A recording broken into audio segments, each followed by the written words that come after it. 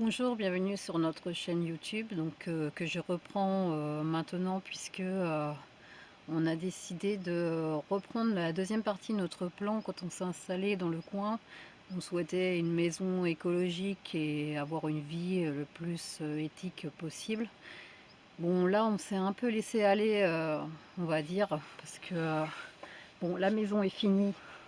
Si vous avez suivi nos autres vidéos, on a mis à peu près 2 ans et demi à construire cette maison, et là ici c'était un champ et on a planté à peu près 150 arbres de toutes sortes, une haie, la balançoire, la tiny house dans lequel on a vécu presque 2 ans, le temps de la construction de la maison.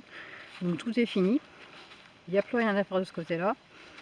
On a fait du bon boulot. La seule chose c'est qu'on s'est juste un peu laissé aller parce que comme c'était une charge mentale et qu'on n'avait pas envie de se fatiguer, ben on a fait une course au supermarché régulièrement, des drives, et donc avec tous les déchets qui polluent avec, et tout ce qui ne correspond pas à ce que l'on recherchait vraiment quand on a voulu faire ce projet. Donc là, en faisant cette vidéo, en même temps je vous fais une petite visite, en faisant cette vidéo, je vais vous expliquer sur la suite, ce qui va suivre.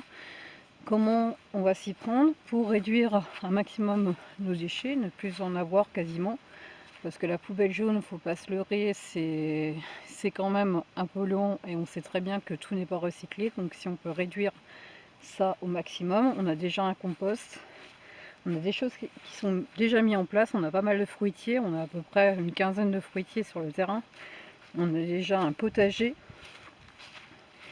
Et en fait, il y a juste à s'améliorer. Donc on a le récupérateur d'eau qu'on va mettre en place.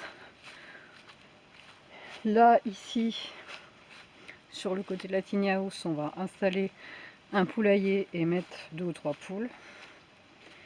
Et puis le potager que vous voyez là, qui a déjà des pieds de vigne, une serre installée, donc on va l'améliorer. Et puis derrière, dans le champ du fond, eh bien, on va faire pousser tout ce qui est patates et puis peut-être des haricots, toutes sortes de céréales qui vont nous permettre d'acheter un minimum et de s'autosuffire un maximum.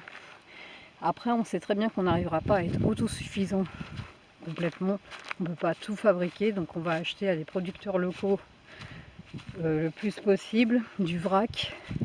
Et puis, comme on le fait d'habitude, acheter des choses d'occasion pour pas